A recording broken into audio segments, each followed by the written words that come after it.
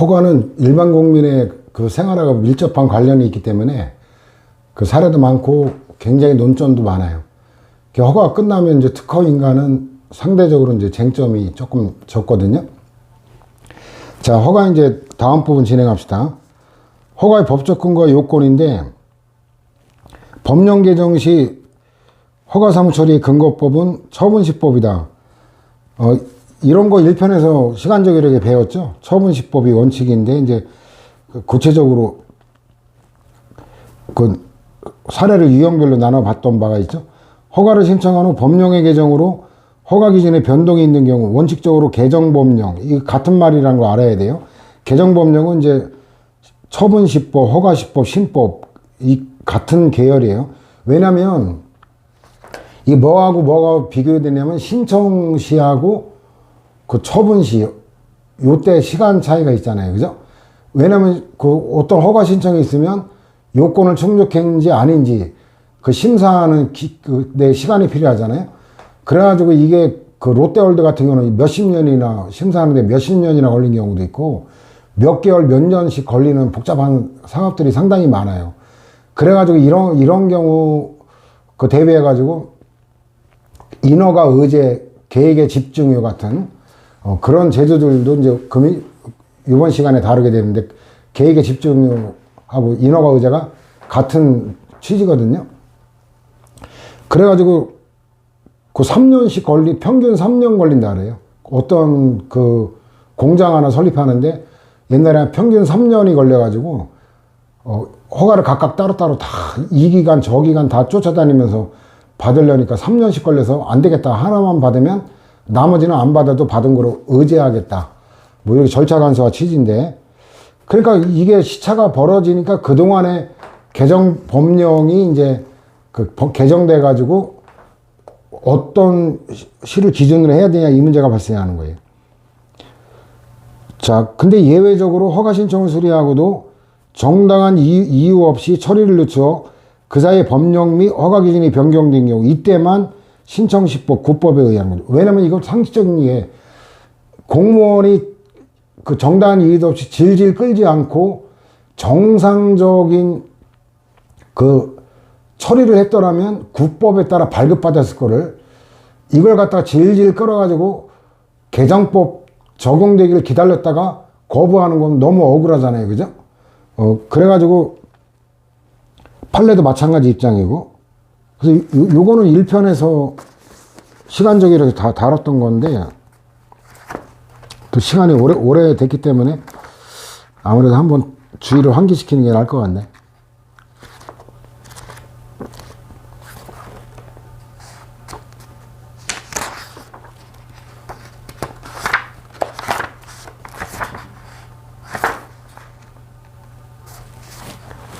그 1-125 이하에 있었죠. 그 처분시 적용 법령이 처분시법이 원칙이고,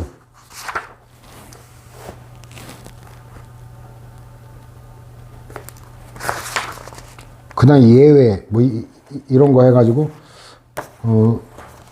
같은 논점이 있을 때 여러분들 이제 금이 요 강의 끝나고 나서 제가 인용했던 거 한 번 더 떠들어 보면은 기억이 더 오래 갈 거예요.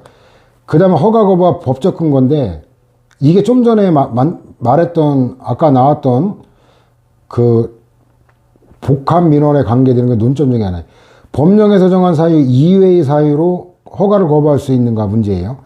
판례는 건축법상 건축허가 거부의 경우에는 명문의 근거를 요한다. 이건 기속행위이기 때문에 기속행위면 건축법상 요건 충족되면 발급해야지 다른 법률 핑계를 댈 수가 없는 거예요.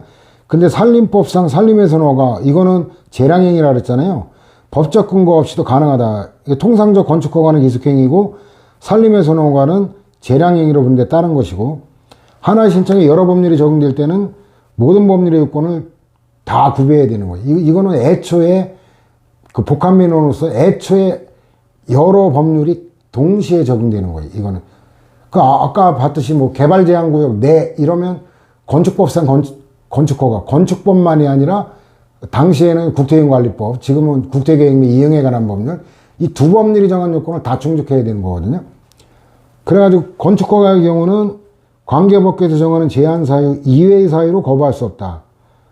이거 제목 그대로예요. 근데 두 번째 거는 이거는 출제가 여러 번 됐던 판례인데, 왜냐면 논점이 여러 개이기 때문에 이 판례 하나만 갖고 한 문제가 출제되는 경우도 있어요. 그것만 갖고도 지문이 나오거든요.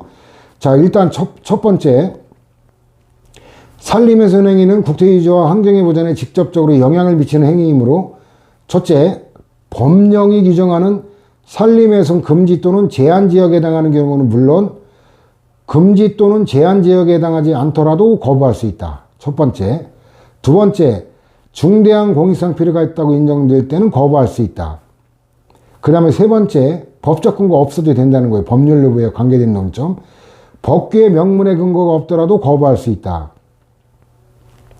그 다음 네 번째, 산림훼손 허가를 함에 있어서 고려해야 할 공익침해의 정도, 예컨대 자연경관의 훼손 정도, 소음 분진, 분진은 먼지를 얘기해, 먼지.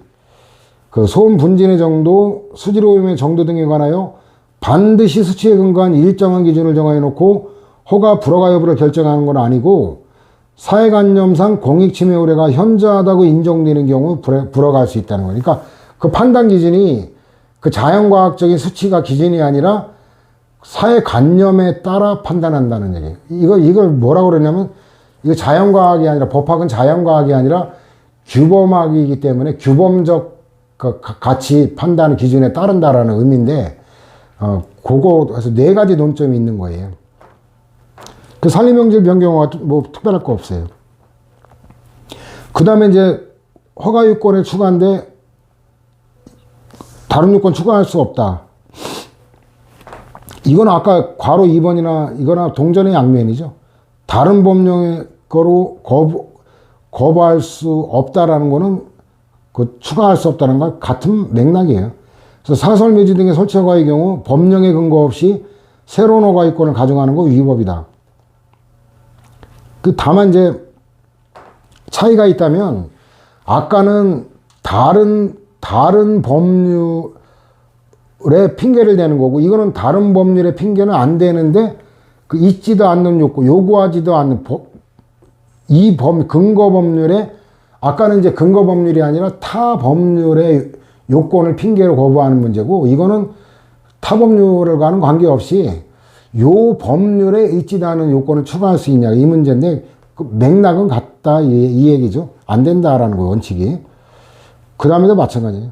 청포도금 화약류 판매 허가도 이건 또 다른 법률의 문제네. 이게 두 가지가 중첩되어 있네.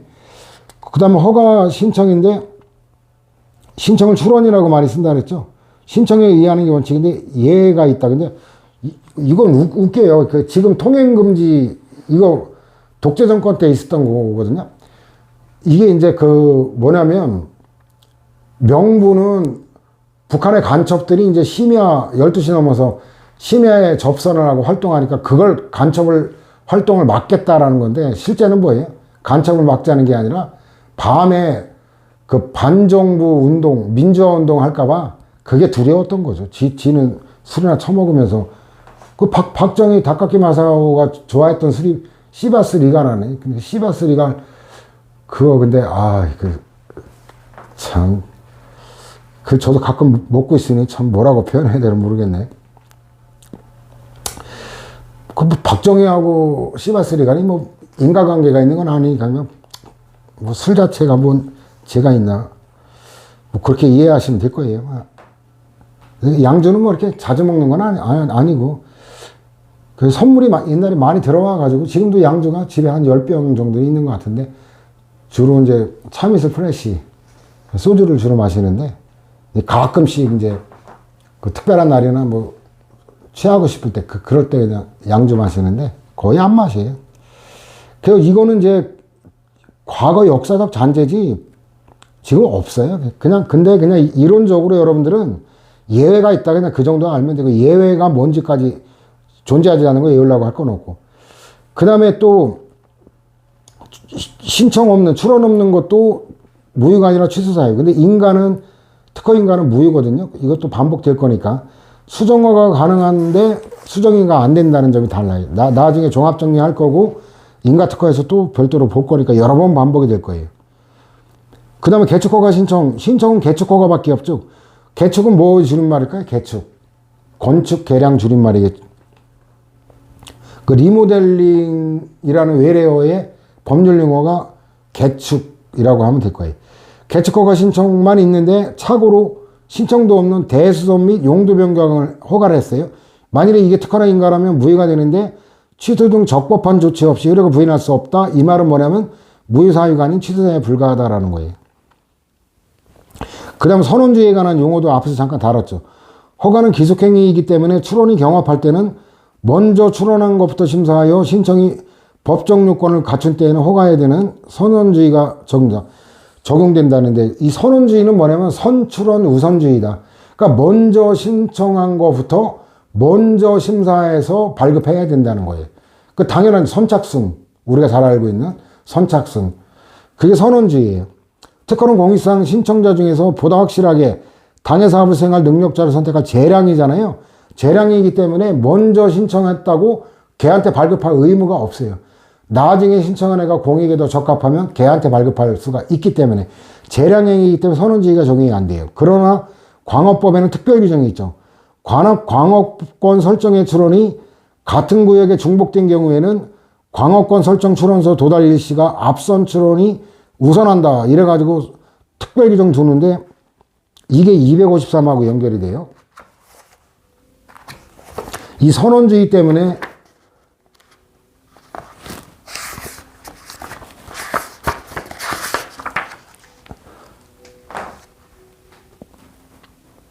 취소가 안 된다라는 게 253에 있어요. 253 관련 판례 밑에 거 2번 보면은 수익적 처분의 경우 중간에 이해관계인, 왜 이해관계인이 뭐냐면 얘가 선원주의가 적용되는 애가 끼어든 특수한 사안이에요.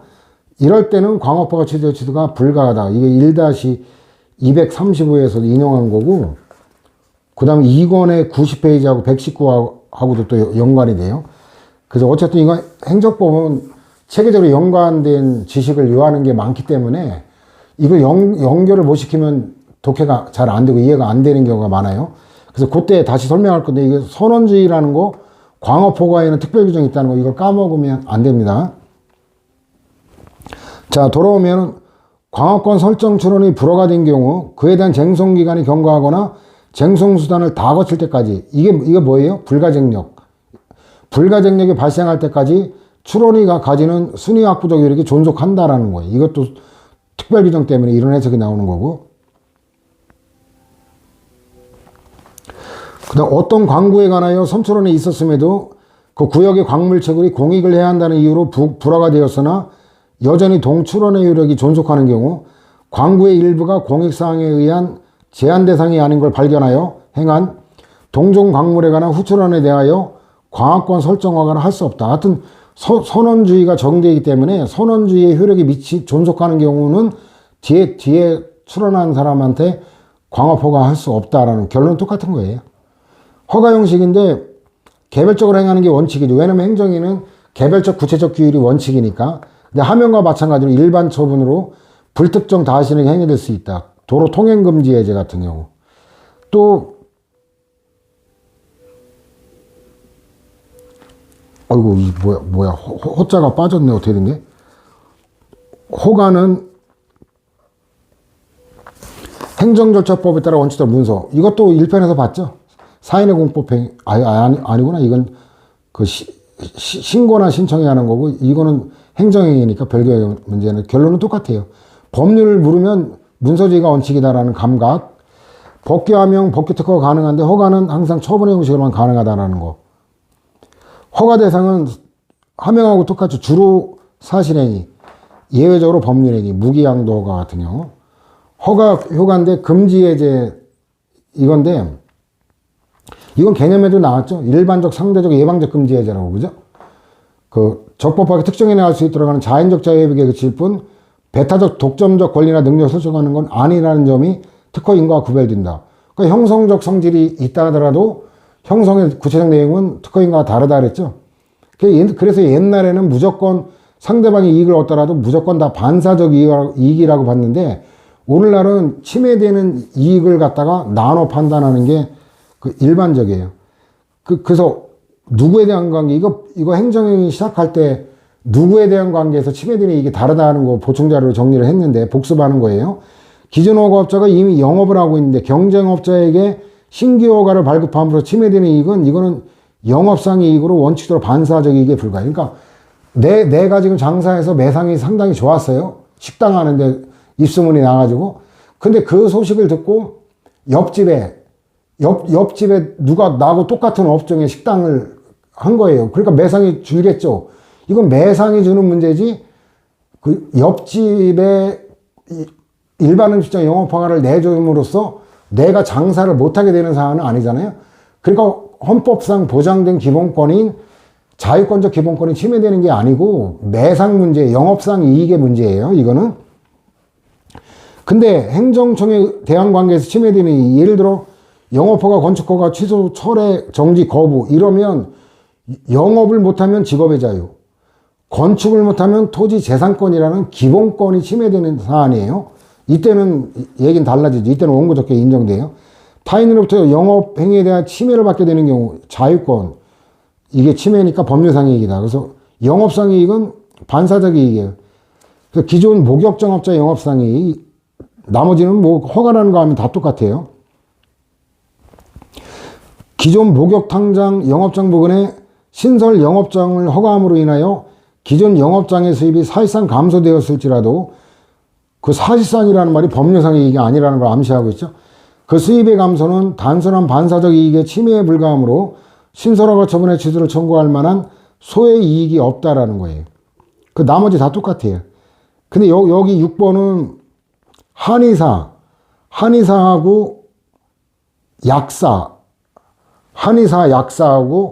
약종상, 한약업사, 이걸 다르다는 거, 그것도 그 행정위 첫머리에 보충자리 설명을 했었죠. 이 한의사, 약사는 도시 같은 경우에 한약방, 그 다음에 약국 엄청나게 많죠. 근데 뭐 완전히 산골 격오지 같은 경우, 판례사 안에 있는 경상남도 고성군 대가면, 그 용대리인가? 그런 데 같은 경우는 이제 굉장히 험준한 고개가 또 면을 가로막고 있어요. 이런 데는 그 약국도 없고 이러니까 약대를 나오지 않고 약사 자격이 없어도 약종상 자격을 얻으면 약을 제한된 범위에서 판매할 수 있게, 그 약방이라는 이름으로.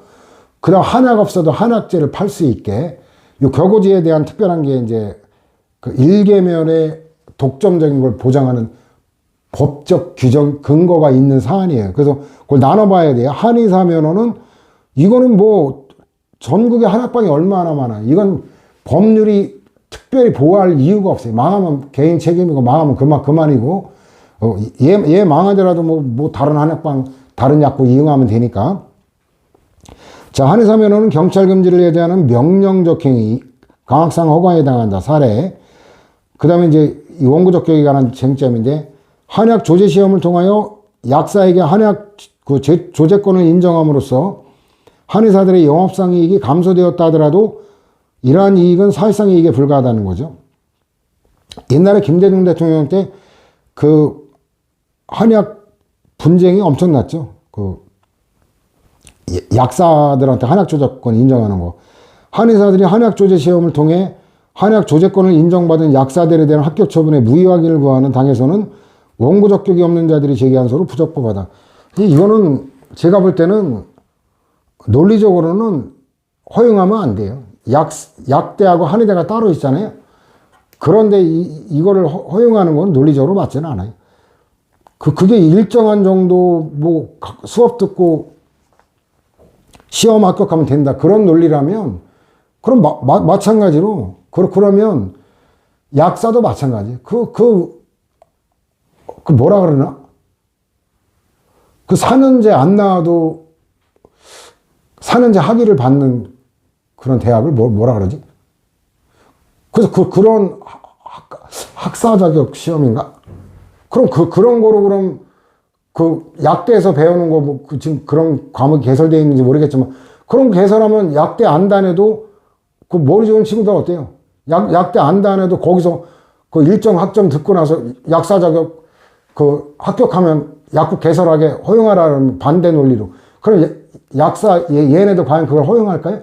지네들 그 직역이라고 하죠. 지네들 밥그릇은 지키면서 남의 밥그릇을 뺏어먹는 것밖에 더 돼요. 그러면 약대 나온 사람에 한해서 응시자격을 주던가, 한의대 나온 사람에 대해서만 응시자격을 주던가, 이렇게 하는 게 논리 일관된 거죠. 그래가지고 저는 법학 전문대학원 나온 애한테만 응시자격 주는 거, 이거는 전혀 뭐 설득력인데 논거가 없다고 생각해요. 왜냐면 의대나 약대 같은 경우는 여러 가지 실험, 실습, 이런 것도 많이 필요하잖아요. 이론만 갖고 수술할 수 있는 게 아니잖아요. 그죠? 그래서 거기는 의대나 약대 정규과정을 나오지 않으면 응시자격을 주지 않을 합리적 근거가 있다. 근데 법학은 뭔 실습, 모의 재판을 안 하면 못해요, 나중에? 이거는 그거하고도 성질이 달라요. 그래서 나는 법학 전문대학은, 나 이런 체제, 이거 별로 마땅치는 않아요. 이런 체제가 필요하다 하더라도 의대, 약대와 다르게 여기 실습을 요하는 게 아니기 때문에 여기 나오지 않아도 응시할 자격을 나는 다른 형태로 줘야 된다고 생각을 해요. 어쨌든 간에 그건 별개 논점 얘기했는데, 어쨌든 이거는 보호할 이유가 없다라는 거는 그런 논리의 연장에, 이건 그냥 단순한 허가 영업이기 때문에 이용주도 마찬가지. 근데 예외적으로 법률상 이익을 인정한 거, 한지 약종상호가 이거 152하고 같은 맥락이에요. 갑이 적법한 약종상호를 받아 허가지역 내에서 약종상 영업을 경영하고 있음에도 불구하고 행정관청이 약사법 시행규칙, 여기에 이제 그 1계면에 1계 약종상이라는 그 보호 규정이 있거든요. 위배하여 같은 약종상이 을의 영업허가 지역이 아닌 갑의 영업허가 지역 내로 영업소를 이전하도록 허가한 거예요. 그렇다면 기존업자로서의 법률상의 이익을 침해받았음이 분명하기 때문에 이건 법률상의 이익이 있다. 이게 어떤 사건이냐면, 고성군이 두 개가 있다는 거 알죠? 그 통일전망대가 있는 강원도 최북단, 강원도 고성군도 있고, 또 경남 거제시인가 지금? 거제시 바로 위에, 통영 밑에 거제 위에, 거기인데, 거기가 경남 고성군이었거든요. 거기 한일약방, 건생당 약방이라고 두 약방이 있었는데, 이게 이제 약사법 시행규칙이 어떻게 되어 있냐면, 그런 겨고지 같은 게 의료 취약지 있잖아요. 거기는 1계면에 1계 약종상이라고 독점적인 영업을 하도록 특별 규정을 둔 거예요. 그래야 그런 독점권을 보장해야 약종상 자격시험 합격해서 거기다 영업을 개설할 거 아니에요. 인구도 얼마 안 되는데 거기 몇 명이 영업을 하게 놔두면 다 망할 거 아니에요. 그러니까 이제 특별히 딱 한 명만 내주겠다. 이 독점적인 경영권을 보장해주는 특별 규정을 둔 거예요. 그런 겨고지 때문에 의료 취약지 문제를 해소하기 위해서. 근데 여긴 더 특수했던 게 뭐냐면, 또 거기에 특칙이 있어요. 특칙이 뭐냐면, 한 계면에 1계 약종상인데, 근데 이게 강이나 바다, 또 고산 줄령, 높은 산이나 줄령, 험준한 고계령자죠. 고계가 면을 나눌 때는 면의 그거를 구역을 나눠가지고 그 독점적 영업구역을 또 별도로 하도록 되어 있어요. 그래가지고 건생당 약방, 한일 약방, 이렇게 나눠 있었는데, 문제는 한쪽에 건생당 약방 쪽이었나, 한일 약방 쪽이었나, 거기에 보건지수가 들어왔어요. 그럼 보건지수가 들어오면 더 싼 보건지수 약을 먹지, 누가 약방약을 먹겠어요? 거기다가 여기가 인구가 급감하니까 도저히 장사가 안 되니까 이걸 갖다 이쪽 다른 약방이 있는 쪽으로 이걸 이전 허가를 신청했는데 이게 받아들여진 거예요. 그래서 이거는 예외적인 조항이 있죠. 1계 면이라 하더라도 험준한 고개가 가로막고 있으면 약방 이용하기가 불편하니까 그걸 면적을 또 구역을 나눠 가지고 각각 독점적 이익을 보장하는 건데, 이걸 이전해 오면 예의 독점적 이익을 침해하는 문제가 생기죠. 이게 그런 상황이고, 이와 유사한 게 그 한약업사 152에 한약업사도 똑같아요. 한약업사도 152에 가면 법률가 일부 배제인데 그 관련 판례 중간에 나오죠. 이게 90이라고 연결되는 건데 한약업사의 자격은 그 한의사하고 달라요. 처음부터 영업허가 예정지역을 정하여 치루어진 자격시험에 합격한 자에게 주어지고 종합병원이나 병원, 의원, 한방병원, 한의원, 약국 또는 보건지수가 없는 면에 하나요. 바로 제가 말로 떠들었던 게 여기 나오죠. 유사한 게 일개 면에 의료취약지인 면에 하나요. 1인의 한약업소를 허가할 수 있다. 배타적 독점적 영업권을 주는 거예요. 한약업소의 영업소는 수급조절, 기타 공익상 필요하다고 인정되는 경우에 도지사의 허가를 얻어 당초 허가된 영업소의 소재지를 관할하는 도지사의 관할구역 내에 있는 다른 면으로만 이전이 가능하고 관할구역을 벗어나 다른 도지사나 서울특별시장 등의 관할구역으로 이전하는 건 허용되지 않는다. 그러니까 아까 고성군 사건 보면은 그 이전했을 때 그 경상남도를 떠나서 다른 광역자치단체로 이전도 안 되는 사안이에요. 아까 그거는 이제 같은 면에서도 이전이 안 됐죠. 왜냐면 그 독점적 영업권이 보장된 그쪽으로 옮겨가려고 하니까. 같은 도내라도 마찬가지예요. 일개면에 일개 약종상인데 약종상이 없는 면에 신청하면 몰라도 약종상이 이미 돼 있는 면은 이전이 안 되겠죠.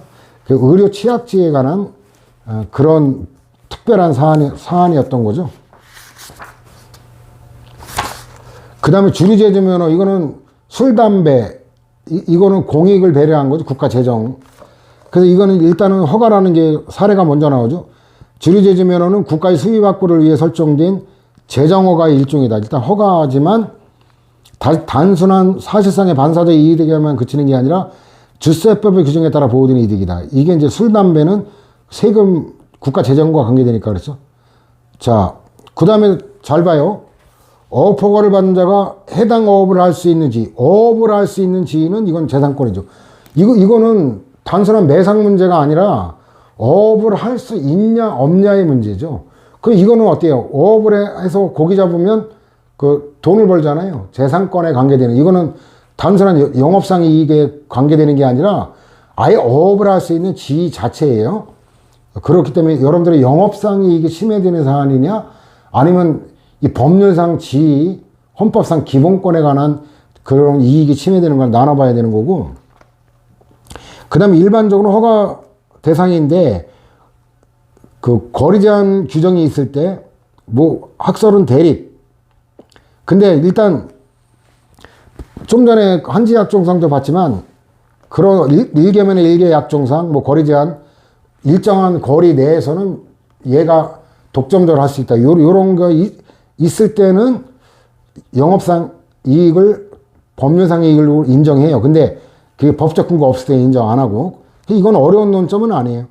자, 법령의 위임 없이 공중목욕장의 적정 분포를 규정했어요.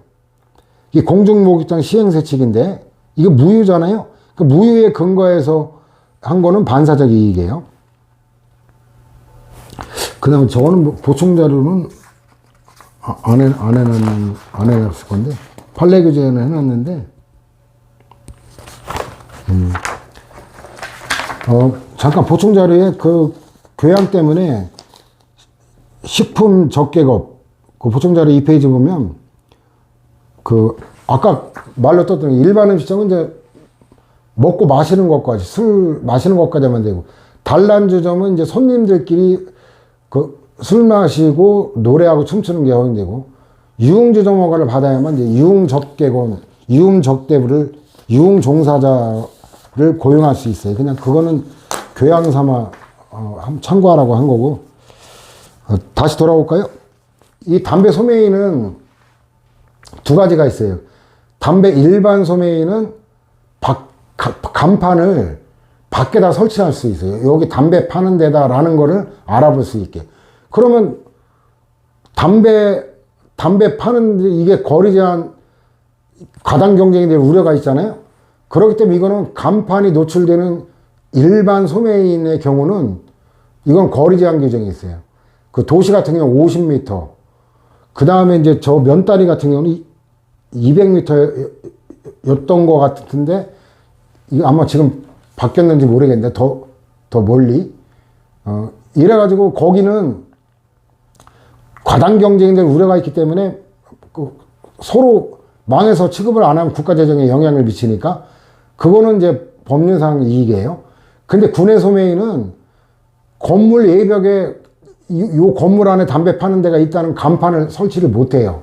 그렇기 때문에 밖에 있는 일반 소매인과 건물 군에 있는 구매 소매인 간의 관계는 경쟁 관계가 아니다라는 거예요. 경쟁 관계가 아니기 때문에 특별히 보호할 이유도 없다라는 거거든요.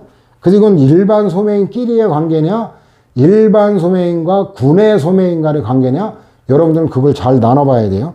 적법한 담배 소매인 지정 기준으로서의 거리 제한 규정에 위반한 경우 침해되는 일반 소매인의 신규 일반 소매인에 대한 이익, 이거는 법률상의 이익이에요. 근데 담배 일반 소매인으로 지정되어 영업을 하고 있는 기존업자의 신규, 이거는 일반이 아니라 군의 소매인에 대한 지정 처분의 취소를 구할 이익, 이거는 거리 제한 규정이 없기 때문에 이건 특별히 보호하는 표지가 없으니까 반사적 이익이다.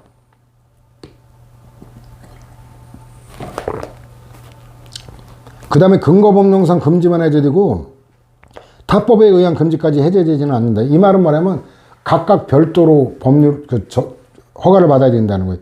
공무원이 음식점 영업허가 했다. 그럼 불법 영업으로 식품위생법상 처벌은 안 당해요. 근데 공무원법상 금지 의무가 해제되는 건 아니기 때문에 징계사유가 되겠죠.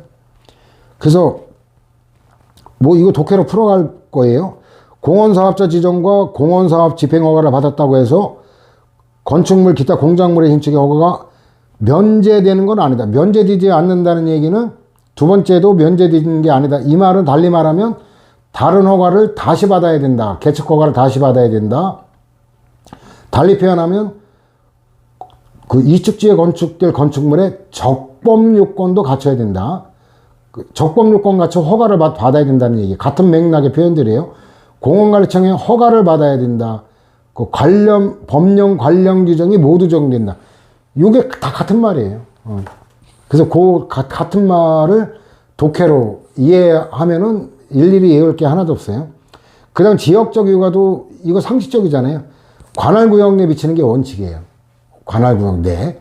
근데 예외가 있죠. 운전면허 같은 경우는 제가 강남구 면허 땄는데 그럼 강남구에 전용면허 이런 게 있어요. 제가 강남구 떠나서 그 송파구나 동작구 가려면 면허를 여러 장 갖고 가야 되나요? 아니잖아요. 한 장 갖고 전국에 다 통용되잖아요. 그죠? 그래서 이건 뭐 상식적인 거니까 누구나 알 거고. 휴가유가 제재사유 승계인데 양도인이 받은 허가유가가 양수인에게 승계되면 양수인이 새로운 허가를 받지 않아도 된다는 의미고 허가 종류에 따라 다른 거고 그 대인적인 건 사람 보고 내준 거라 안 되고 대물적인 건 물건 보고 내준 거라 사람 밖에도 상관없으니까 가능하고 혼합적인 건 제한된다. 이건 사례를 보면 더 쉽죠. 자, 대인적 허가는 뭐냐면 상대방의 주관적 사정에 타가나 행한 허가. 휴가는 일심 전속적이기 때문에 제3자에 승계되지 않는다. 새로운 허가를 얻어야 된다. 이건 뭐냐면 좀 어렵게 문장이 되어 있는데 주관적 사정에 착안한다는 얘기는 그 사람의 어떤 그 지식이나 기술을 보고 그 사람이 허가 기준이 사람이에요. 그 일정한 지식이나 기술을 갖춘 사람에게만 발급되는 게 대인적 허가예요. 그 사례 보면 의사면허, 자동차 운전면허 어때요? 필기시험으로 지식 측정하죠. 그 다음에 이제 그 실기, 주행 이런 거 테스트 시험 보면서 그 기술, 그것까지 심사하죠. 그죠? 그 다음 의사면허, 치과 의사면허, 이거 양도가 가능해요? 의과대학 나오고 의사 그 자격시험에 합격해서 의사 면허를 발급받은 자만 영업할 수 있는 거지. 이거 팔아먹을 수 있다면 팔아먹고 또 의대 나와서 또 팔아먹고 말도 안 되죠. 그거 다 그런 거죠. 뭐 대물적 허가는 1-238에서 근데 이거는 주관적 사정, 사람을 고려하는 게 아니고 주관적이라는 인적인 걸 주관적이라고 표현해요. 법률 용어로. 행위 대상이 물건이나 시설의 객관적 사정에 착안해서 행해지기 때문에 이건 사람이 달라져도 아무 상관없는 거예요. 승계가 가능하다. 허가유가는 양수인에게 승계되기 때문에 양수인은 새로운 허가를 받을 필요가 없이 적법한 행위를 할 수 있다. 그러니까 예를 들어 자동차 안전검사 합격 처분 이러면 이건 자동차라는 물건의 그 상태를 보고 한 거지 운전자를 보고 한 게 아니잖아요. 그럼 유예기간 내에 그 양수인이 새로 받을 필요가 없는 거죠. 그다음 건축허가 받았는데 그 다른 사람에게 그 건물을 매각했어요. 그럼 그 양수인이 건축허가 또 받아야 돼? 그럴 필요가 없는 거죠. 그죠? 물건 보고 내준 거니까. 근데 문제는 허가효과만이 아니라 위법사유, 제재사유까지도 되냐? 학설상은 안 된다는 견해가 더 많아요. 왜냐면 이거는 불법을 저지르는 건 사람이 저지르는 거지 물건이 불법을 저지르는 게 아니지 않냐라는 거. 논리적으로 이게 타당하죠. 근데 판례는 허가효과만이 아니라 요 위법사유, 제재사유, 구체적으로 말하면 영업허가 취소, 그 정지사유까지 다 똑같이 취급한다는 거예요. 그래서 일단 대물적인 거를 알아볼 필요가 있죠. 대물적인 거 알아보면 그 전자오락실 하는데 여기 뭐 그 컴퓨터 공학과 박사학위가 있어야죠. 말도 안 되지. 이까지 거 뭐 건축허가 뭐 건축학과 나와야 뭐 건축주가 될 수 있어요. 그 석유팜 주유소 뭐 사장님 뭐 4년제 대학에 뭐 특수한 전공 나와야 돼요. 음식점 뭐 이런 거 사람의 전문 지식과 관계가 없다라는 거 누구나 그냥 일정한 시설 요건만 갖추면 된다. 이거 뭐 외울 게 없어요. 딱 보면은. 그러면 일단 관련 판례로 내려갑시다. 건축허가는 대물허가니까 허가유예가 승계되죠.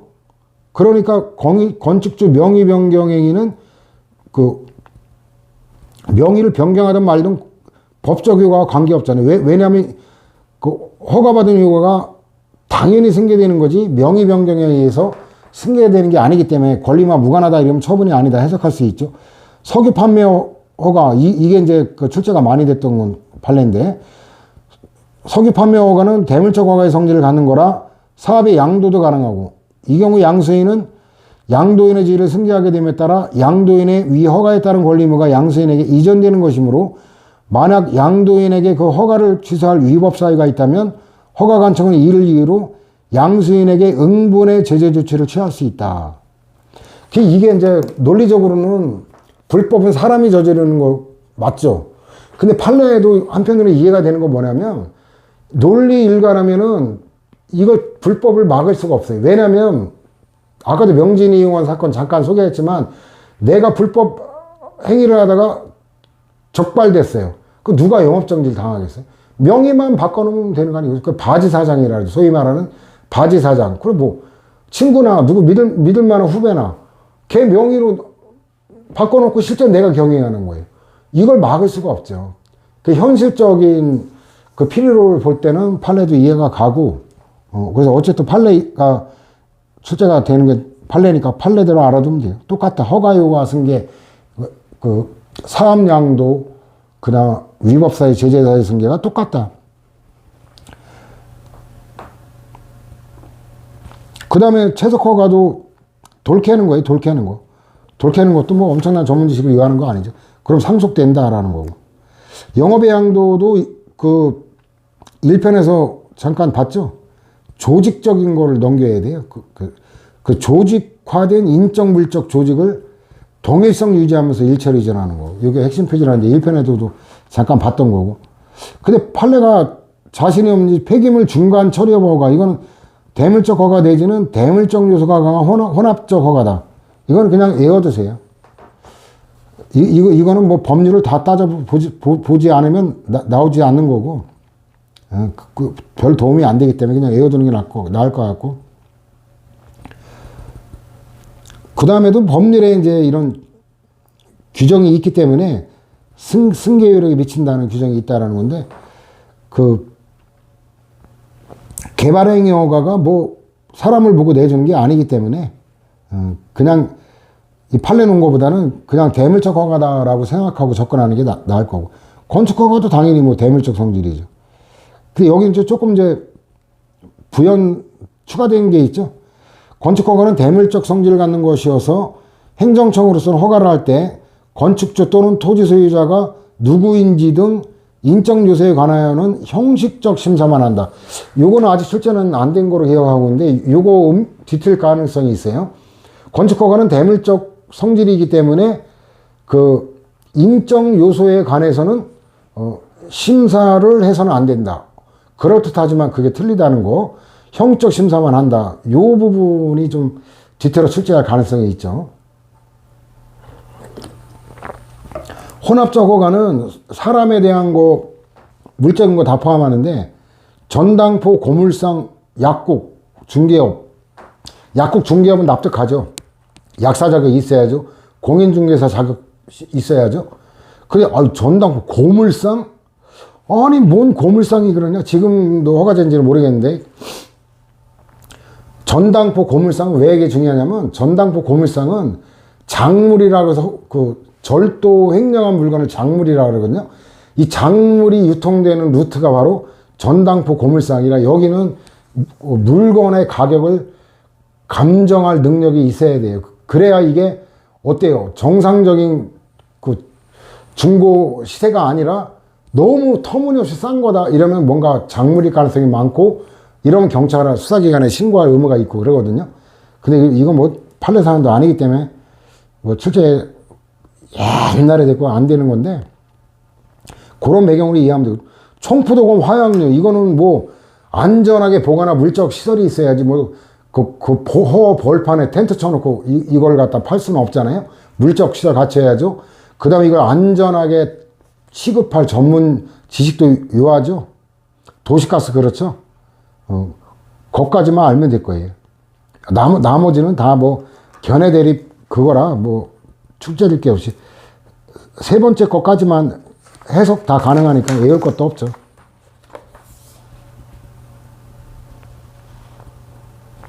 그 다방용업 허가 저것도 뭐 지금도 허가업인지 모르겠지만 사실상 양도하는 사례가 허다하기 때문에 다방용업 허가는 재산적 가치가 있다. 그 재산적 가치가 그 권리금이 있잖아요. 당연히 그 상식적인 거라 외울 것도 없죠. 공중 목욕장 허가는 양도할 수 없다.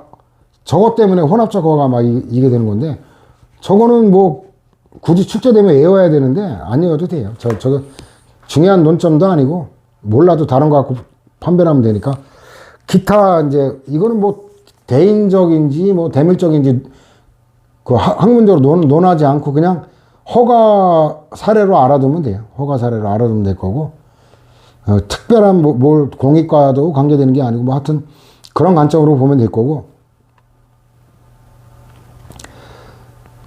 그 제재사유 승계는 대물적 허가가 일단 된다라는 건데 이제 여기에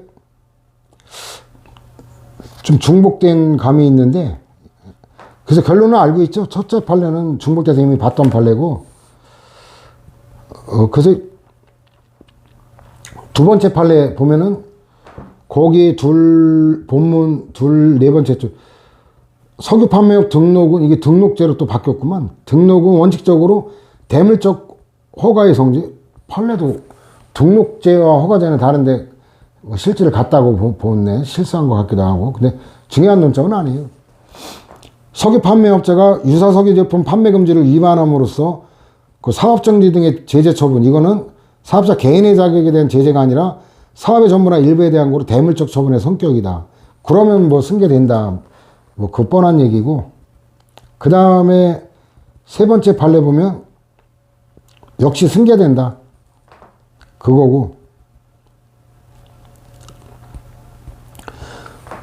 그 다음에 네 번째 판례는 1-167 거기 관계되는 권리의무 승계에 관한 건데 그 이거는 해석이 가능해요. 왜냐면 과징금이 부과됐다 그러면 얘기는 달라져요. 근데 이거는 과징금이 부과되기 전에 회사가 분할한 거예요.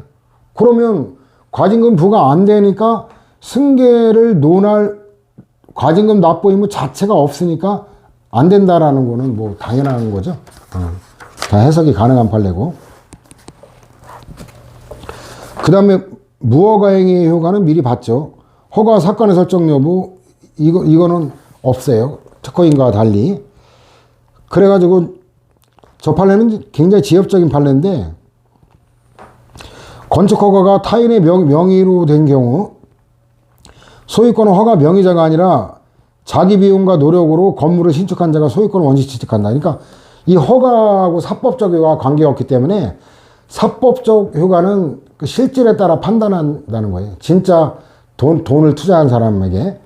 그 7급 수험생은 원시 취득한다라는 단어를, 원시 취득 알아둬야 되는 게, 강론에 가면은 그 공용부담법에서 원시 취득, 승계 취득 이런 말 하는데, 승계 취득은 하자가 있을 경우 권리하자를 승계하는, 그래가지고 그 취득한 소유권을 박탈당할 위험이 있어요. 근데 원시 취득하면 하자가 없는 깨끗한 권리를 취득한 거라, 공익사업 시행하는 그 사업 시행자의 입장에서는 원시 취득이면 내가 무조건 소유권 확보를 한 거예요. 근데 만일에 이게 승계 취득인 경우 협의 취득에 의한 게 승계 취득이거든요. 그래가지고 이 협의 취득에 의해서 승계 취득한 거로 끝나버리면, 그러면 이거는 나중에 하자가 승계되면 원래 소유권자에게 소유권이 다시 회복되고, 그 다음에 그 자를 상대로 해서 내가 수용 절차를 다시 또 거쳐야 돼요. 그럼 공익사업이 엄청나게 지연되는 문제가 생기죠. 그래서 강론의 공용부담법에 가면은 그 굉장히 중요한 논점으로 대두되기 때문에 원시 취득, 승계 취득 이 용어를 7급 수험생은 잘 알아두면 좋다. 허가 소멸은 뭐 이거는 하자론에서 뒤에서 다 다루는 거예요. 취소 철회. 이거는 취소팔에 의사표시가 있어야 되는 거고, 실효는 의사표시 없어도 일정한 사유가 발생하면 자동적으로 되는 거고, 또 대물적인 건 물건 보고 내주니까 물건이 없어지면 실효되는 거고, 다 이게 실효사회, 취소철회 실효사회에서 보니까 넘어갑시다. 이 허가 소멸 사유 여러분들이 읽어보면 될 거예요. 뒤에서 다 보는 거예요. 자, 인허가 의제 제도는 279에 계획에 집중하고 절차 간소화 취지가 같아요. 단지 이제 계획과 관계되는 게 집중이고, 행정행위 허가와 관계되면 인허가 의제라고 하는데, 요즘에는 그 박준성 교수 특히 인허가 의제하고 계획의 집중률을 거의 구별을 안 해요. 계획과 관계되는 것도 그냥 인허가 의제로 다루는 것이 있기 때문에 요거 같이 연결하면 이해가 더 쉬워요. 98하고 연결돼요. 279하고. 자, 이거 보충 자료로 잠깐 기본적인 취지를 먼저 한번 보면은, 인허가 의제제도인데 절차 간소화, 절차 집중, 절차 통합. 절차 집중 통합은 뭐예요? 여러 개 절차를 모아서 통합시켜서 하나 절차만 거치면 되도록 하니까 절차, 여러 개 절차가 하나로 집중 통합된다. 이게 간소화라고 같은 맥락이에요. 그럼 여기서 파생되는 게 절차만 간소화시키자는 거지, 누가 실체적 요건을 면제해 주자는 건 아니에요. 따라서 실체적 요건이 갖췄냐 안 갖췄느냐는 당연히 심사를 할 수 있는 거고, 그 다음에 이게 요건이 안 갖춰지면 이거는 발급을 안 해주는 거예요. 절차적 요건은 취지상 당연히 생략 가능하죠. 다만 예외적으로 실체적 요건을 심사하기 위해서 관계행정기관에 통보협의하는 절차는 의무로 규정되어 있고, 그 다음에 제3자 보호를 위해 제3자의 절차적 권리도 생략할 수 없다는 예의고, 법적 근거는 다른 인허가권자의 인허가를 갖다가 내가 허가를 내주면, 주된 인허가를 내주면 다른 기관의 것까지 내주기 때문에 다른 권한을 침해하는 문제가 생기죠. 이럴 때는 반드시 법적 근거가 있어야만 예외가 인정돼요. 왜? 우리가 1편에서도 계속 배웠지만 헌법 98조의 행정조직 법정주의 때문에 그래요. 법이 정한 그 권한을 갖다가 위위탁해서 이전할 때는 반드시 별도의 법적 근거가 있어야 된다. 이게 이제 공무수탁 사인에서 그때 우리가 다뤘던 거죠. 복습하는 거고. 행정쟁성이 굉장히 가장 중요한 게 이거죠. 주된 인허가가 거부됐을 때는 의제된 인허가가 없잖아요. 얘가 거부되면. 그럼 다투권은 주된 인허가밖에 없죠. 의제된 인허가 자체가 거부가 없었기 때문에. 근데 그 처분하고 사유는 별개예요. 사유는 이유. 그 거부 처분은 하나밖에 없죠. 주된 인허가 거부 처분밖에 없어요. 의제된 인허가는 거부된 적이 없어요. 그러면 처분은 하나인데 거부 이유는 여러 개 이유가 있을 수 있죠. 그래서 그 처분 자체와 그 처분 사유, 요 단어를 구별하면 이건 쉬운 거고, 그 구별을 못하면 말장난하는 것이 어려울 거고, 그 다음에 주된 인허가가 발급되면 얘도 이제 발급이 됐기 때문에 주된 인허가가 있으면 다른 의제되는 인허가가 있게 되는 거죠. 그러니까 둘 다가 별개의 독립된 처분이 되니까 의제되는 인허가를 다툴 수 있다라는 거예요. 그래서 요거 그 주된 인허가 자체가 거부됐냐, 주된 인허가가 발급됐냐, 요것만 나눠서 꼼꼼히 보면 독해가 어렵지는 않아요. 자, 인허가 의제 제도란 여러 행정기관의 복수의 인허가 등을 받아야 하는 경우에 주된 인허가를 받으면 다른 관련 인허가를 받은 거로 의제하는 거. 그래서 이 인허가 해주는 기관이 주무행정기관이고 의제된 인허가를 담당하는 기관을 관계행정기관이라고 해요. 그래서 누가 주무기관이고 누가 관계기관인지, 어떤 게 주된 인허가고 어떤 게 의제되는 건지 요것만 꼼꼼하게 따져볼 줄 알면 돼요. 절차 간소하죠. 복합민원을 처리함에 있어 관련 인허가들 중에 일부에 대해 복수의 관할행정청 간의 갈등, 그 다음에 중복된 심사를 피하고 신속한 심사를 하기 위해 복수의 인허가 관할권들을 주된 인허가의 심사기관으로 통합하고 절차를 간소화한 것이다. 그래서 복합민원사항의 일부에 대한 결정권과 절차 통합이 주된 목적이다. 그 판례도 마찬가지. 목적 사업의 원활한 수행을 위해 행정 절차를 간소화하고자 하는데 입법 취지가 있다. 그 다음에 중소기업 창업지원법도 마찬가지죠. 절차 간소화. 똑같아요. 사전협의의 필요성과 문제점. 그 주된 인허가 행정청은 의제되는 인허가 업무에 대한 처리 경험이 없고 전문성이 약하기 때문에, 왜냐면 내 업무가 아니니까 의제되는 인허가의 실체적 요건들에 대한 심사를 소홀히 할 우려가 있죠. 그래가지고 인허가 의제를 규정한 법령들은 물론 예외는 있지만 의제되는 인허가 행정기관과 사전협의를 거치도록 한 경우가 많아 주된 인허가 행정청의 전문성을 보완하고 있다. 또한 하나의 인허가 요건만 충족하지 못해도 다른 모든 적법한 인허가 발급이 하나 때문에 전부가 다 거부되는 이런 문제가 생기죠. 법적 근거는 뭐 반드시 근거에 있어야 된다는 거고, 일반법이 없다라는 거 알아둘 필요가 있고, 신청은 한 군데 하면 돼요. 주된 행정기관에 하나만 신청하면 돼요. 여기저기 다 쫓아다니면서 신청할 필요가 없죠. 여기저기 다 쫓아다니면서 신청하면 절차 간소화가 말이 안 되잖아요. 주된 인허가를 받기 원하는 신청인은 주된 인허가의 사무를 담당하는 주무관청에 의제되는 모든 인허가 관련 서류 등을 구비하여 신청서를 제출하면 된다. 그 의제되는 인허가에 필요한 신청서, 첨부자료 이거 세트로 다 갖다 줘야 되는 거죠. 한 군데에. 그래서 그거는 민원인의 편의를 위한 거지, 이 판례 당연한 판례인데, 두 번째 줄 보면 사업시행자가 인허가를 신청하면서 반드시 관련 인허가 의제 처리를 신청할 의무는 없다는 거예요. 그냥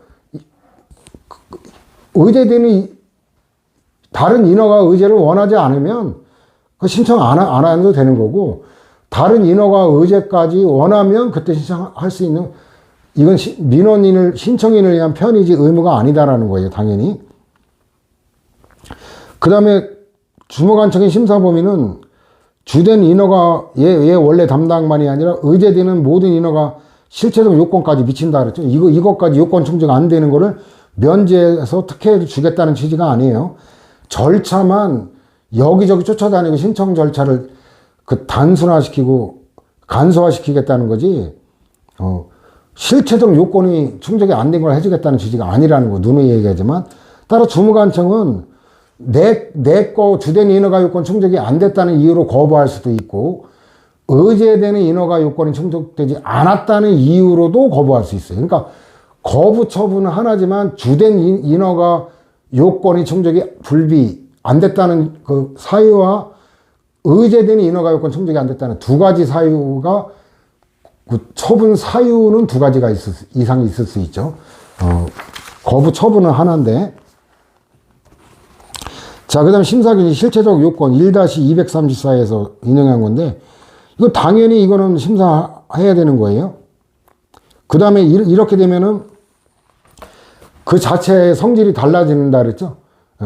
얘 자체는 기속행위인데 의제되는 인허가가 재량행위면 전체적으로 재량행위로 성질이 바뀌고 뭐 이런 것들이 인용했던 내용이에요. 그 농지 전용 허가를 받으려는 토지에 대해서 그 택지개발 촉진법에 의한 토지용지 변경 허가를 받을 수 없으면 이러면 그 심사 기준에 저촉된다. 이런 발급해주면 안 된다는 얘기죠. 다른 요건 충족이 안 되니까. 그 다음에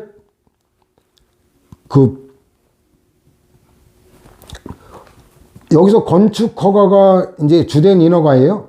근데 이 건축 허가가 나면 그 국토계획법상 개발행위 허가가 의제돼요. 그래서 그랬을 때 개발행위 허가 기준, 그 의제되는 인허가 기준에 부합하지 않으면 건축 허가를 거부할 수 있다는 거예요. 그 당연한 거죠. 의제되는 요건 못 갖추면 거부할 수 있다. 다 똑같아요. 그 다음에도 인허가 의제가 가능한 공간적 범위를 제한하는 내용을 포함하고 있지 않으므로 인허가 의제가 해당 주택건설 사업 대상 토지에 국한하여 허용된다고 볼 수는 없다. 그래서 그 밑에 줄로 내려가면 주택건설 사업구역 밖의 토지에 설치될 도시군 계획시설 등에 대하여 지구단위 계획 결정 등 인허가 의제가 되려면 그 시설 등이 해당 주택건설 사업 계획과 실질적인 관련성이 있어야 하고 주택건설 사업의 시행을 위해 부수적으로 필요한 것이어야 된다. 이거는 이제 지역적인 논점이라 근데 최신 판례를 한번 봐둘 필요가 있어요. 그 다음에 다 똑같아요. 4번도 지역적인 논점이네. 이거는 일반론이 아니라 그 의제되는 인허가 요건에 대한 구체적 판시라 그 시행자로 지정받으려면 사인을 도시군 계획시설 사업의 시행자로 지정하기 위한 별도 소유 요건이 동의 요건이 요구되는 건 아니다. 이건 지역적인 거로 반복하는 수밖에 없겠네. 그 다음에 부지 확보 요건을 완비하지는 못한 상태이더라도 가까운 장래에 부지 확보 요건을 충족할 가능성이 높은 경우 이때 건축행정청이 추후 별도로 토지용지 변경허가를 받을 걸 명시적 조건으로 하거나 묵시적 전제로 해서 건축허가를 발급하는 거 위법하지 않다. 요거는 굉장히 출제 가능성이 높은 판례네. 요건 지역적인 거긴 하지만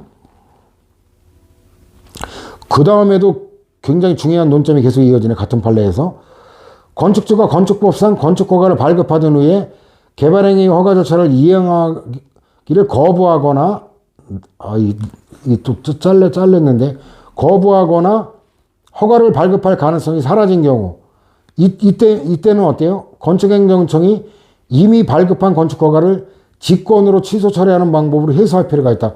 이거는 최신의 판시된 굉장히 중요한 논점들이. 그러니까 뭐냐면 이게 주된 인허가를 내주면 다른 게 의제되잖아요. 의제되는데 그게 의제가 끝내 불가능하게 되면은 주된 인허가까지 취소할 수 있다라는 거. 이거는 굉장히 중요한 논점입니다. 그 다음에 건축물의 건축을 위해서는 건축법상 건축허가 절차에서 관련 인허가 의제 제도를 통해 건축법상 건축허가와 국토계획법상 허가 발급 여부가 동시에 심사 결정돼야 된다. 이거는 외울 필요가 없어요. 왜냐면 이거는 이제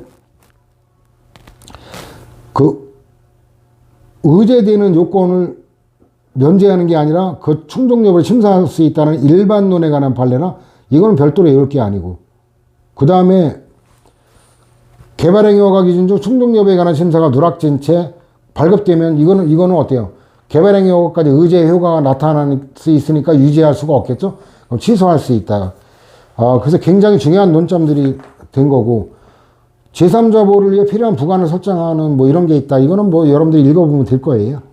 절차적 요건도 아까 보충자료 말한 거죠. 왜냐면 나는 건축허가 담당인데 국토계획법상 개발행위 허가 담당은 내가 아니거든요.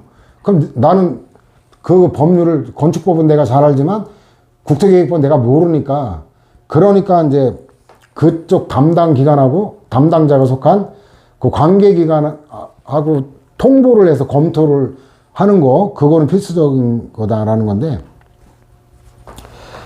자 그러니까 제한적 긍정적 절차적 요건이 계속 절차만 집중된다는 게 아니에요.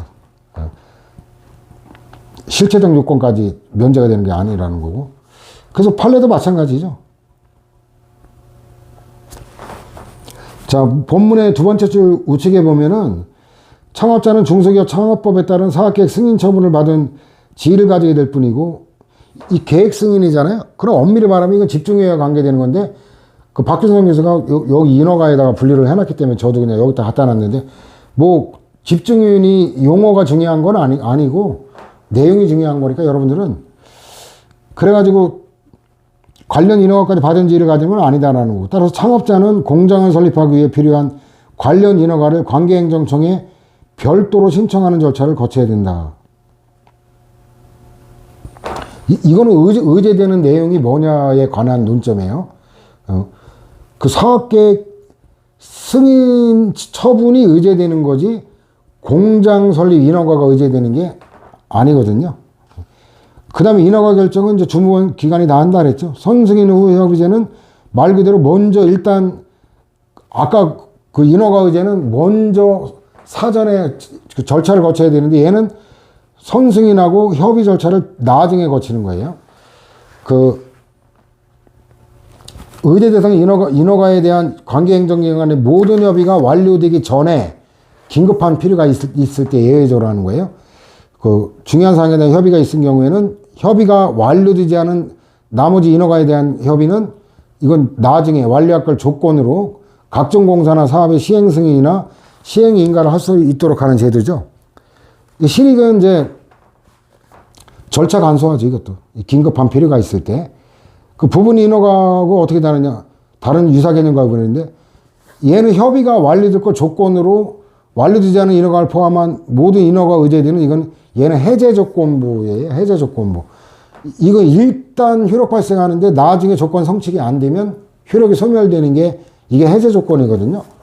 이거는 부관에서 조건에서 다루거든요. 그래서 그 해제 조건이 뭔지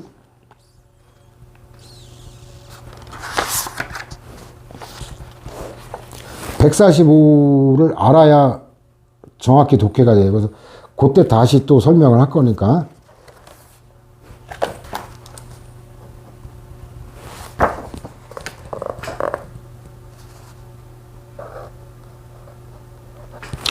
결국 법학은 개념 싸움이에요.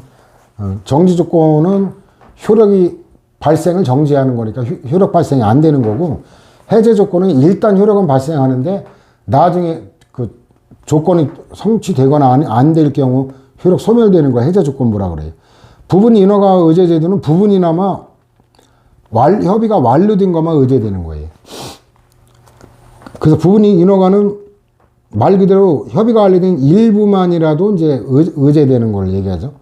그 주한미군 공여구역 주변지역 등 지원특별법 사건인데, 이거는 이제 이화학당, 학교법인 이화학당, 이화여대가 파주인가? 동두천?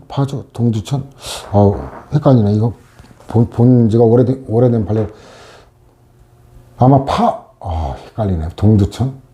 하여튼 동두천인가 파주인가? 그 지역이 중요한 건 아니고, 거기다가 이제 캠퍼스를 만든다고 해가지고, 그래가지고 여기 동두천인 것 같기도 하고, 여기가 엄청난 특혜를 줘가지고 부지를 갖다가 미군 부대 이전하면서, 평택으로 이전하면서 거기 이제 그 땅을 갖다가 거의 헐값으로 유리한 조건으로 이렇게 했는데, 이화여대가 재판에까지 이기고 결국 안 갔어요. 난 진짜 이거 농락도 이런 농락이 있나? 그렇게 그 서울시내 지휘대학 캠퍼스라도 유치하려고 하는 그 절박한 기초자치단체, 그걸 갖고 놀고 농락시켰다. 이런 행태. 그 다음에 연세대학교가 인천에 그 인하대라는 명문대학이 있는데도 거의 어때요? 헐값으로 인하대보다 훨씬 넓은 땅, 그것도 약속 다 어기고 약속도 안 지키고 하는데 그런 특혜를 해주는 거. 난 진짜 이거 진짜 난 이해할 수가 없어요. 고려대학교가 그 세종 캠퍼스에 그 약대가 있는 약대 아마 만들어준 띄워준 거, 연세대학교 저쪽 그 인천 캠퍼스에 약대 TO를 준 거. 이런 이런 거 진짜 저도 고대 출신이지만 진짜 분노를 참을 수가 없어요. 그리고 그 발급한 행정 여러분들이 되려고 하는 공무원 이 개새끼들은 또 뭐예요? 아니 그 충북대 청주대 이런 대학이 지역대학에 솔직히 대표성 갖고 있는 학교 아니? 거기다 약대 태우를 주면 거기 줘야지. 그 고려대학교하고 씨발 거기 충북하고 무슨 상관이라고 그걸 거기다 준단 말이에요. 그냥 인천하고 연세대학교하고 뭔 개똥이나 뭔 연구가 우라질 약속도 안 지키는 그 사기꾼 같은 새끼한테 약대 태우를 내줘가 앉았고. 난 이런 거 보면 진짜 정의롭지 않다. 씨발.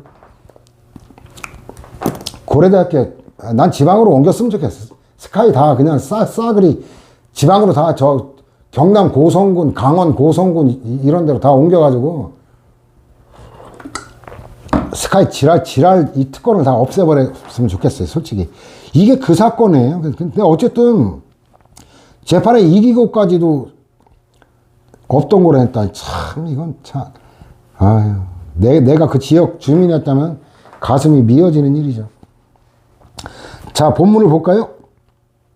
일단 제목 보면은 사업시행 승인을 함에 있어 모든 인허가 사항에 관해서 관계행정기관장과 일괄하여 사전협의를 거치고 유권을 하지 않는다. 이 말은 뭐예요? 모든 걸 다 일괄 할 필요 없다는 얘기는 부분적으로도 가능하다라는 얘기야.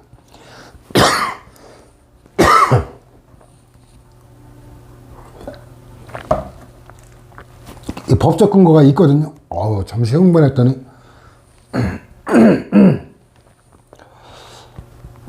자, 인허가 의제사항 중 일부만에 대하여도 관계행정기관의 장과 협의를 거치면 인허가 의제 효력이 발생할 수 있음을 명확히 하고 있다. 이게 법적 근거가 있기 때문에 그렇다라는 거예요. 그 다음에도 마찬가지 본문으로 보면은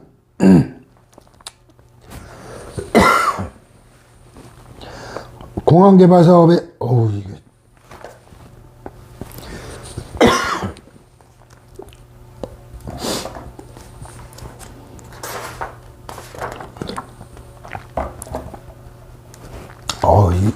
목이 큰일이네.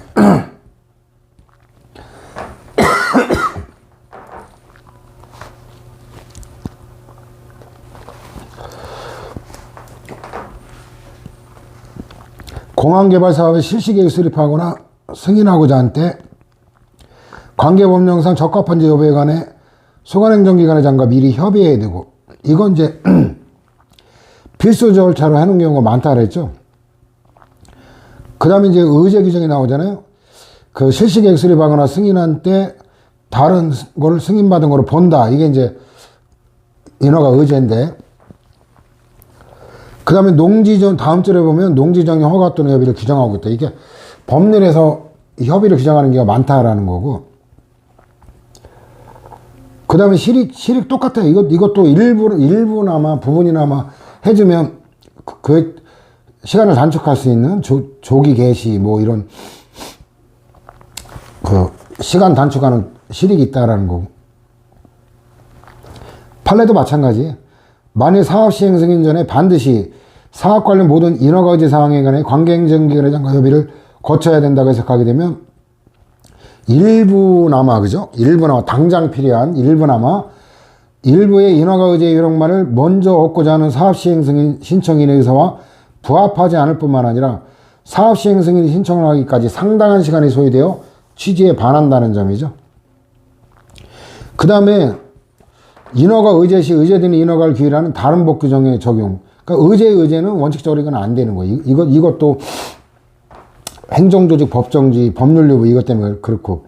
그러면 그 의제되는 인허가를 기일하는 법 규정에 그 인허가 의제를 전제로 한 다른 것까지 다 되느냐? 판례는 일관되질 않아요. 그 부정한 것도 있고 인정한 것도 있고 해가지고 일단은 일관되지 않다 이렇게 보면 돼요. 그 두 번째 판례는 이제 그 특수한 논점이 있기 때문에 일단 전체적 평가는 일관되지 않다 정리하면 될 거고, 이 두 번째 판례는 요지를 음미할 게 있어요. 택지개발사업 실시계획 승인에 의해 의제되는 도로공사 시행허가 및 도로조명허가는 원칙적으로 당의 택지 개발 사업을 시행하는데 필요한 범위 내에서만 효력이 유지된다는 거예요. 그렇고 그 다음 줄 보면 그 사업 시행 완료, 말 그대로 택지 개발 사업 실시잖아요. 그러니까 개발 사업 실시에 필요한 그것만 의제되는 거지, 사업 시행 완료 후에 계속 유지 관리하기 위해 도로를 점용하는 거에 대한 도로 점용허가까지 그 실시 계획 승인에 의해 의제된다고 볼 수는 없다. 이거는 해석이 가능하죠. 해석이 가능한.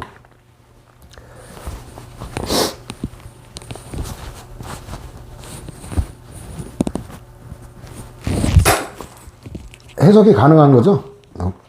그럼 도로공사에 필요한 점용어가 그 목적으로 된 거고, 완공된 이후에는 당연히 이건 무관한 거기 때문에 별도로 받아라, 상적으로 납득할 수 있는 판례고, 그 다음에 의제되는 인허가에 따른 부담금 점용료 부과 규정의 적용, 이게 의제되는 인허가에도 적용된다. 이거 단순한 결론으로 이 정도 알아두면 될 거예요. 그 가장 중요한 게 이제 불복쟁성의 대상인데,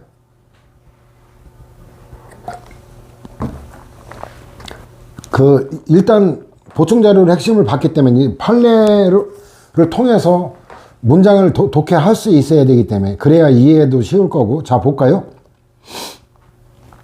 자, 건축법상 건축허가, 이게 주된 인허가예요. 뭐가 의제되는 건지, 주된 인허가가 뭔지는 알아야 된다 그랬죠. 건축허가, 주된 인허가인 건축허가를 받은 경우에는 토지용질 변경허가나 농지전용허가, 제가 의제되는 인허가에 받은 거로 보면 이게 인허가 의제예요. 자, 근데 건축 불허가 처분을 하면서, 처분을 하는데 처분 사유로 여러 개를 들었어요. 세 개를 들었어요. 건축 불허가 사유, 주된 인허가의 불허가 사유만이 아니라 의제되는 인허가인 형질 변경 불허가 사유나 농지 전용 불허가 사유를 들고 있어요. 세 가지 불허가 사유. 처분은 하는데 사유가 세 가지예요. 그렇다고 해서 건축 불허가 처분 외에 별개로 형질 변경 불허가 처분이나 농지 전용 불허가 처분이 존재하는 게 아니다라는 거예요. 그러니까 건축 불허가 처분에 관한 쟁송에서 건축법상의 건축 불허가 사유뿐만 아니라 도시계획법상 형질 변경 불허가 사유나 농지법상의 농지 전용 불허가 사유에 관해서도 다툴 수 있는 거지, 건축 불허가 처분에 관한 쟁송과는 별개로 형질 변경 불허가 처분이나 농지 전용 불허가 처분에 관한 쟁송을 제기하여 다퉈야 되는 건 아니고, 그러한 쟁송을 제기하지 않았어도 그 사유에 대해서 불가정력이 생기지는 않는다는 거예요. 왜냐하면 사유는 그 본안에서 주장하는 말 그대로 그 사유일 뿐이지, 이 소송 제기와 관계되는 게 아니에요. 불가정력이라는 개념은 소송 제기 전 단계에서만 이게 문제가 되는 거지, 소송 제기한 다음에는 불가정력의 문제가 생기는 게 아니거든요. 그래서 그건 당연한 거고, 그 다음에 두 번째도 마찬가지예요. 근데 반대로 주된 인허가 처분이 있으면 주된 인허가와 의제되는 인허가가 각각 별개다. 그러니까 이런 경우에 주된 인허가를 다툴 수도 있고, 이해관계에 따라서는, 그 다음에 주된 인허가가 아니라 의제되는 인허가로 내가 피해를 본다면 의제되는 인허가 처분을 독립해서 별도로 다툴 수가 있다라는 거예요. 그 다음 페이지 관련 판례를 바로 가면, 주택건설사업계획 승인 처분에 따라 의제된 인허가에 하자가 있어 이해관계인이 위법함을 다투고자 하는 경우 취소를 구할 대상은 의제된 인허가다. 그러니까 의제된 인허가 하자가 있으면 얘를 다퉈야죠. 하자가 없는 걸 다툴 이유가 없잖아요. 의제된 인허가는 그 주된 인허가인 주택건설사업계획 승인 처분과 별도로 항고소송 대상이 되는 처분에 해당한다. 이게 가장 기본적인 거고, 그 다음에 이제 논거가 여기 잘 나와 있죠. 그래, 논거는 앞에서 설명한 그런 거고, 여러분들 읽어보면 될 거예요. 그 다음에 이제 인허가 의제 대상이 되는 처분에 공시 방법에 관한 하자가 있다. 그러면 뭐예요? 그러면 이건 인허가 의제에 관한 문제지 주된 행정 처분의 문제가 아니잖아요, 이거는. 그러니까 이건 각각 별개다라고 생각하면 이건 당연한 거예요. 주된 인허가랑 의제되는 인허가가 각각 별개면 의제되는 인허가의 하자는 그거의 하자일 뿐이지 주된 인허가의 하자하고는 별개다. 뭐 양쪽이 별개일 거다라고 하면은 당연한 거예요. 그래서 그 다음 요지 그는 바로 그 내용을 부연 설명한 거고, 이제 명령적 행위 마지막인데 면제는 뭐 읽어보면 돼요. 부작위 의무 금지 해제가 허가고 나머지 다른 의무 해제가 면제고, 그 다음에 뭐 급부 의무 납기를 연기하는 거 이거 견해 대립 이렇게 처리하면 돼요. 그래서 오늘은 그 내용 중에 가장 방대한 명령적 행정이 받고, 다음 시간에 이제 형성적 행정이, 그 다음에 준법연행적 행정이 그렇게 진행하도록 합시다. 수고 많았습니다.